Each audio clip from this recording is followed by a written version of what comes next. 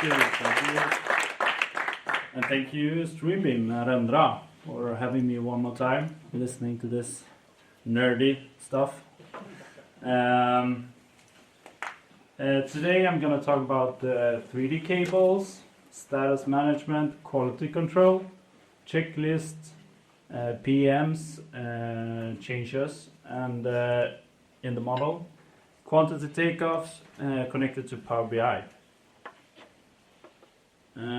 But who am I? Yes, my name is Johan Josefsson, and I'm a BIM lead and electrical consultant at Rejlers. I'm working at Division Buildings in Gothenburg, and I'm involved with my team in the project K16, which you can see down here by the river Göta älv and Hisingsbron. We Rejlers are 3,300 technical consultants. We have offices in Sweden, Norway, Finland, and Abu Dhabi. We have 4 divisions: buildings, industry, infrastructure, and energy. And K16, the reason why I'm standing here. K16 is an office building, about 30,000 square meter, contents of offices and retail. Offices in the high part and retail in the bottom. And the client is Vasakronan, and the main contractor is Vestia. And we are the electrical consultant, and our electrical contractor is Vasakronan. The building is shaped in 2 towers and 4 staircase towers, up to 18 floors. Right now we can see the web camera view. We're at the 7th floor, I believe. And it's also special about this because it's mainly built in wood. But still we have some concrete, but don't look at that.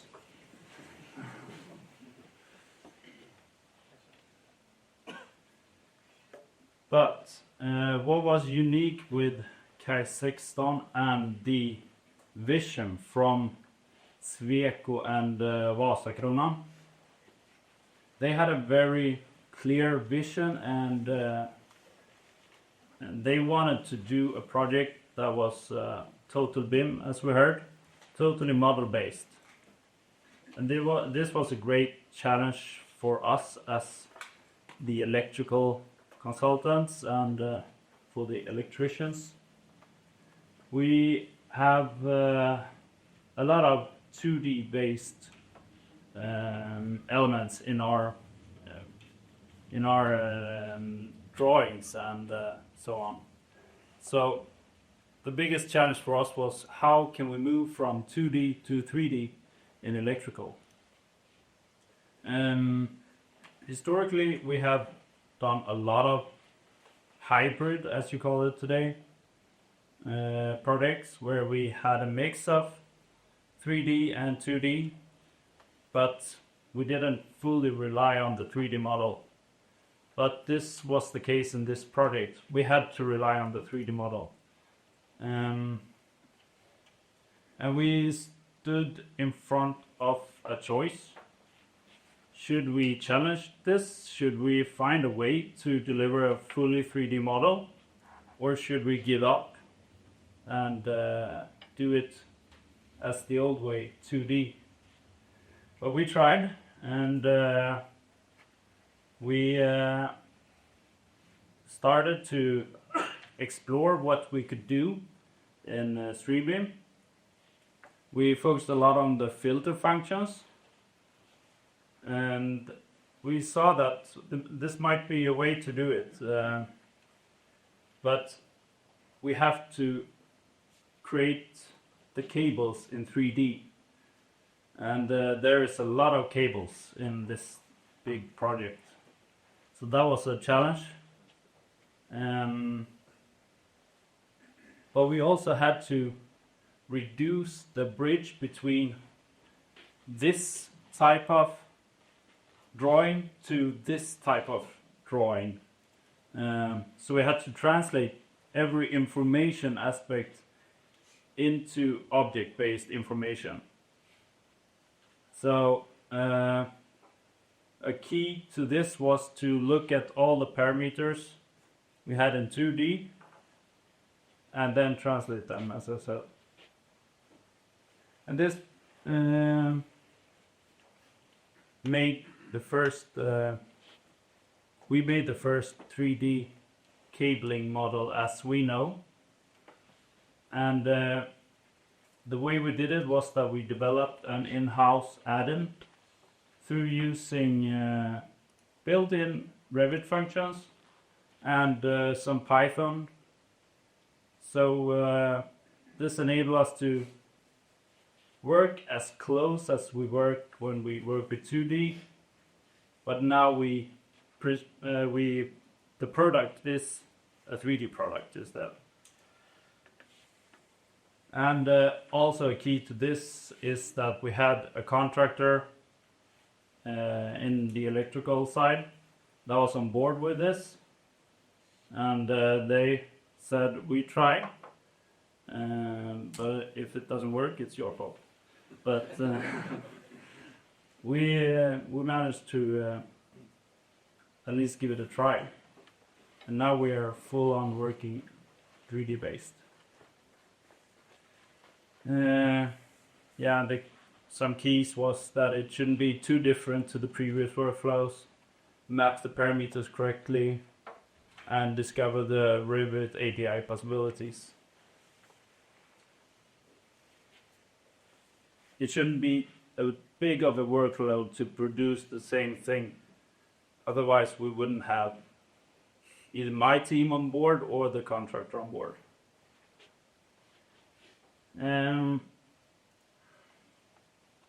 But when we got through the biggest hurdle of creating 3D cables, we quickly understood that we had to have some kind of status management, or what say. Then we in the project team we agreed on using the MMI, Model Majority Index, and for us we use them as a translation to 400 is big handling, and then we have all the stages when they also produce on the site, and then we have all the early stages, which is the coordination phase.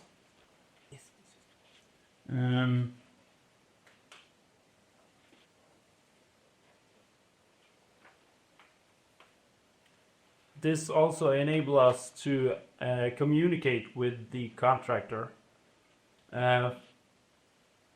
They use the checklists, and when they when something is built, they click that it's built, and they can attach a picture. And then we are even able to sync this back into our Revit model.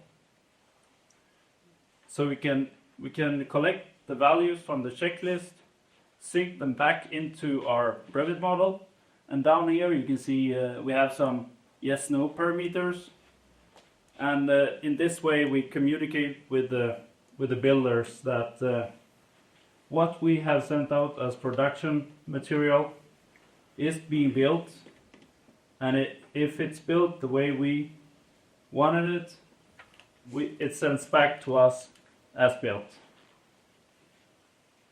And this is actually made by byggstudenten Jonathan.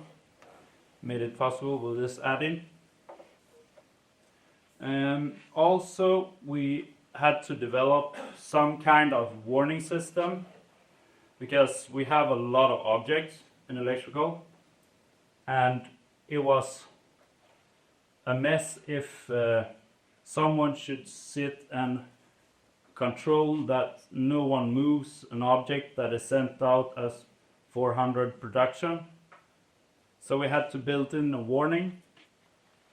So we have this warning that if someone moves a 400 object, it goes straight into the PM, the changes. And then we click on what ID it is connected to, and we get that directly in the object. We can export it to StreamBIM, and we can make an in the flow. We can make a note of it there. An issue. An issue, exactly. And we have a before and after photo as well, and we can add a comment, and we can also add who's going to pay for it, and so on.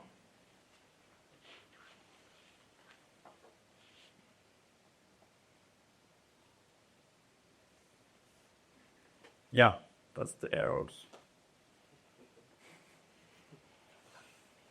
But this also, this total model based on everything model enables us to create some nice Power BIs with quantities and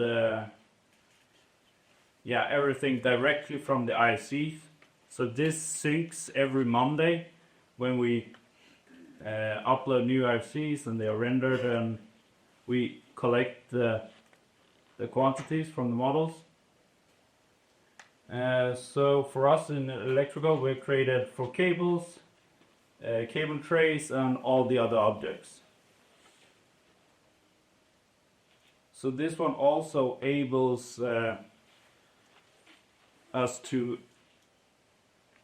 get the quantities connected to the zones, so they can filter on what zone they need to take out the quantities according to the time plan. And this is also a great strength in 3D modeling cables. We get all the cable length, which is a big win for the contractor, and we can also make better calculations in the power system. So I thought I will test StreamBIM and make a live demo.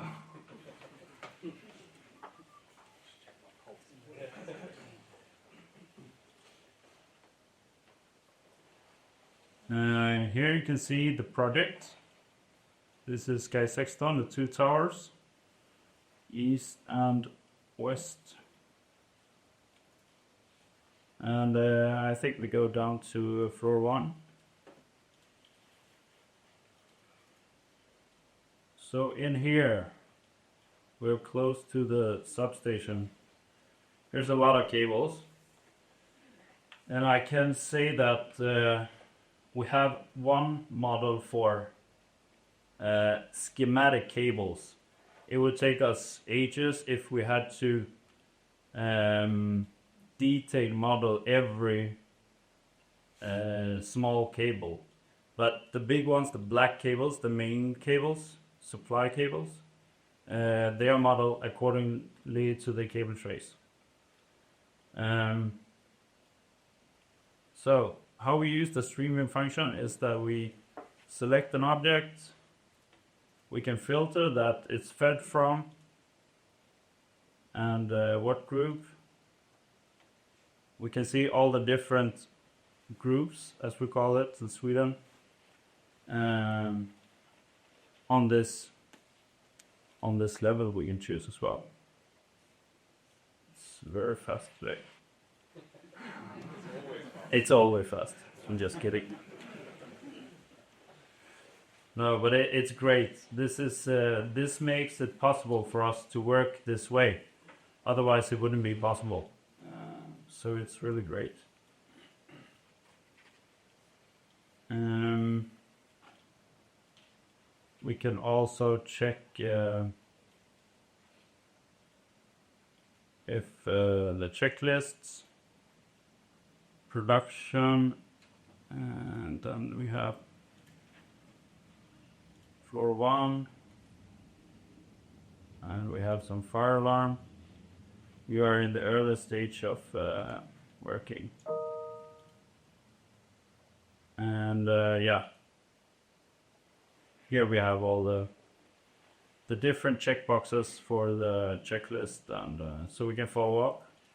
And we also have internal channels for communication with between us and the contractor. The contractor have their own, and we have our own in our design team.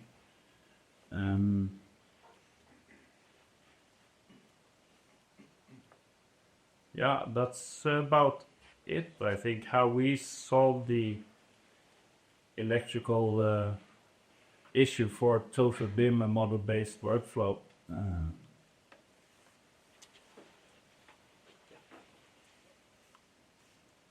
Yeah. Are you ready for questions? Yes, of course. Right. I remember working on a project. My own sort of reflection on this. I was working on a big hospital project about 8 years ago now, and the building owner said, "We want to have all cables modeled." Yeah. And the answer back then 8 years ago was forget about it.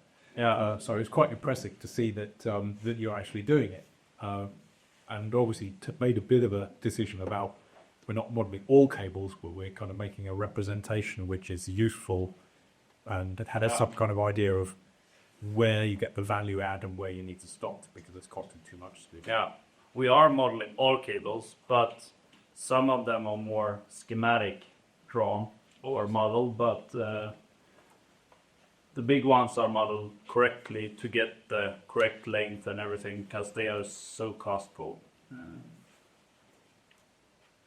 Right. Yeah. Okay. So, anybody got any more questions for Johan? Yeah, there's 2 questions over here. Right, there's one behind you. So,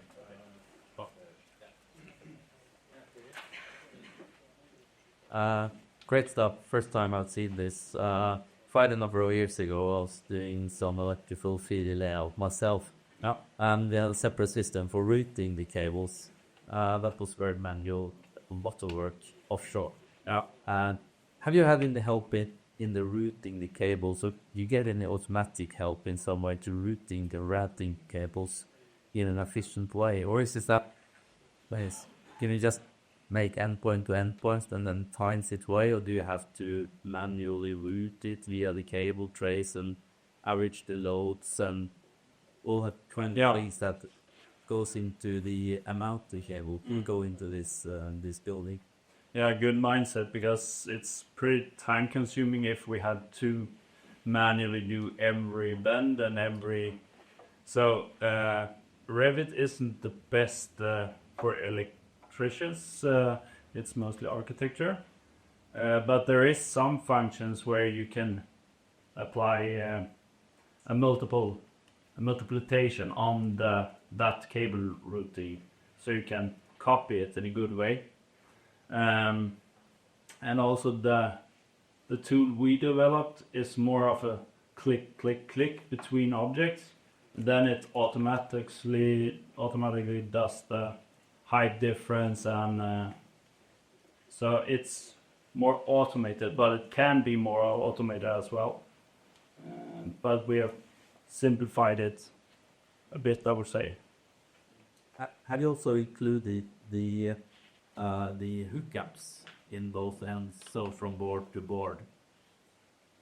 Yeah, you mean from A to B, like yeah, for instance, which kit yeah. and every cable is going into, so that it's No, also we're not. an installation drawing. Yeah, we're not in that phase actually now. We have the panel schedules, which we send to the panel builder, but we don't have the plinth information, but we can attach it later. Yeah, I don't know what it's called in English, but I think it's in actual Swedish. Yeah. Okay, thank you. And also for the future now, we talked about FM and facility management. We are in dialogue with our lighting fixture supplier, Fagerhult, to implement their organic system, which is all the sensors and all the data, to implement that in StreamBIM as a widget to or something. Tomorrow we actually have that start meeting, so that's exciting as well. Okay, so you mentioned the contractor that was on board, but risk is all yours. And how are they today? How do they feel? Like a couple of weeks ago, we said, how long does it take for you to surrender? When do we get the 2D drawings? But I think the key is to always be helpful, always be on Teams and help them when they are in need, because otherwise they won't trust us anymore. And I see also a difference in the people in the office and the people out on site. The people on the site, maybe they are younger, but they are more adaptive to this. And the other ones are like, this is not working. And yeah, they're sometimes pretty skeptical, but I think our contractor in the electrical field is the most positive one out of the other ones. So that's great. That's actually, I think that's an interesting parameter in implementation, is the service mindedness that you just mentioned. Yeah. That you sort of say, actually, yeah, we know that this is, you're trying to learn to ride a bike differently. Yeah. So we're going to offer you a little bit of extra help. I think it's a really good point and a kind of cultural thing that we need to think about to make sure that everybody's on board with what we're trying to achieve with digitalization like this. Yeah, my role is to be on site at least one day a week and to be there for them and help them. Yeah, so we're approximately, now the time plan is finishing 2028, so we have more to show in the future, I think. Excellent. We look forward to it. Yeah. Okay. See you next year. Yeah, we'll book you in for a new presentation next year. Yeah. Brilliant. Thank you very much. Thank you. And yeah.